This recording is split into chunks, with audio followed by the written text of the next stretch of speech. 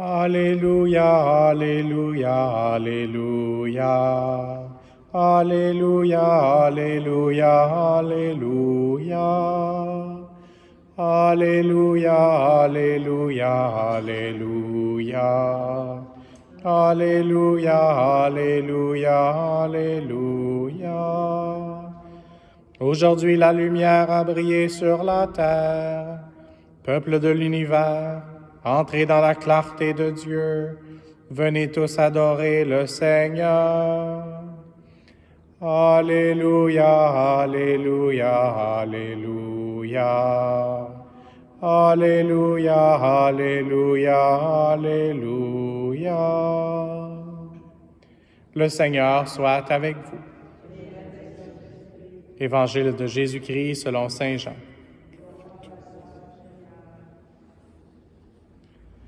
En ce temps-là, Jésus décida de partir pour la Galilée. Il trouve Philippe et lui dit « Suis-moi ».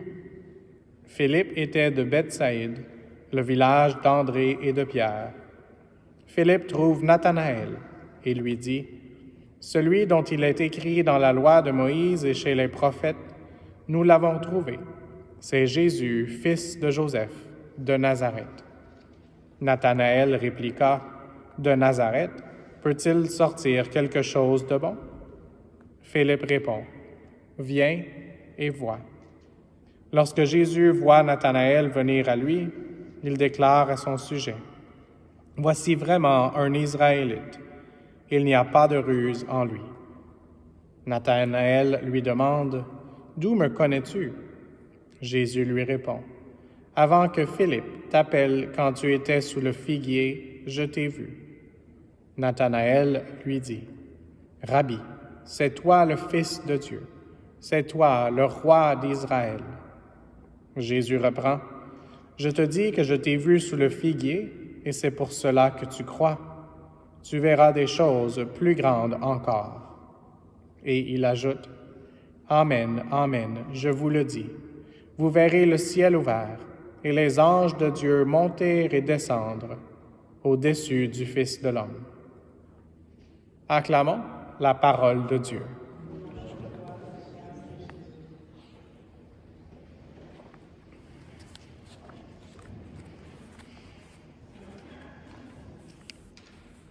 Ma réflexion aujourd'hui est basée sur, dans l'Évangile, cette parole qui, dans le contexte de les gens qui l'auraient entendu, aurait été une genre de blague. Et donc, c'est Nathanaël qui a dit « De Nazareth peut-il sortir quelque chose de bon? » Et donc, Nazareth était considéré comme un endroit très petit, comme un endroit peu important. Et puis, c'est de là que venait le Messie. Donc, pour lui, ça ne se pouvait pas. C'était un paradoxe que d'un endroit si retiré, si isolé, pouvait venir le roi d'Israël. Mais c'est ça qu'il déclare à la fin. Il reconnaît que le Seigneur est le roi d'Israël, et on sait, nous, qu'il est plus que le roi d'Israël, il est le roi de tout l'univers.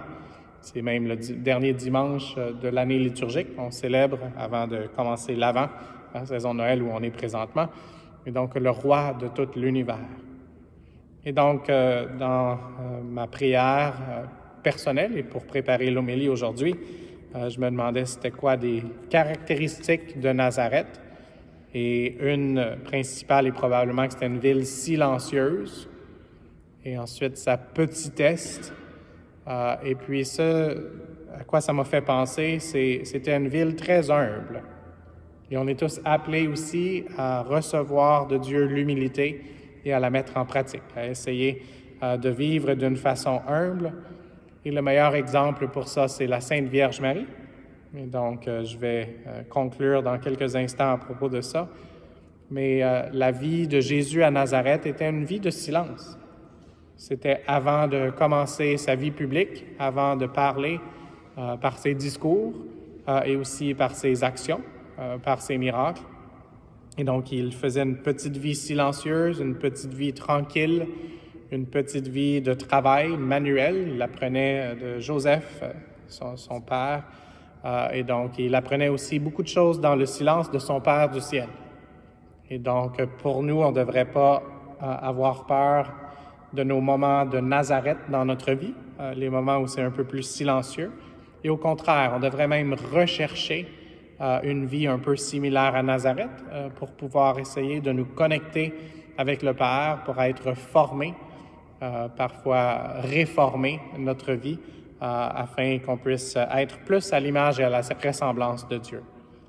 Et ensuite, dans la petitesse et l'humilité, la Vierge Marie était là aussi à Nazareth et elle enseignait à Jésus l'importance dans les petits détails, dans les petites choses. C'est probablement Joseph et elle qui ont appris à Jésus à prier. C'est un peu paradoxal parce que Jésus est Dieu et en même temps, il est pleinement Dieu, pleinement humain. Donc, il y a des choses au niveau humain qu'il devait apprendre. Et ça me fait toujours sourire quand on prie le Notre Père. On dit que c'est la prière enseignée par le Seigneur. Et oui, c'est vrai, c'est la prière enseignée par Jésus. On doit demander à l'Esprit Saint de la dire avec tout notre cœur. Et en même temps, il y a une petite influence de la Sainte Vierge Marie, parce que Jésus l'aurait dit dans sa langue maternelle, donc la langue de sa mère. Et donc, demandons au Seigneur d'accepter de croître dans le silence, dans la petitesse, et comme Jean le Baptiste le dit, nous autres même de diminuer pour que le Seigneur puisse augmenter en nous. Et c'est un peu ce que Jésus veut nous montrer par la vie silencieuse et qui nous semble presque pas extraordinaire dans la vie ordinaire de Nazareth. Et je vais juste terminer avec ces paroles en demandant au Seigneur de nous aider à embrasser l'humilité par la puissance de l'Esprit Saint, la même puissance de l'Esprit Saint qui est venue sur Marie. Puis c'est de cette façon-là qu'elle a pu concevoir et nous présenter Jésus le Christ.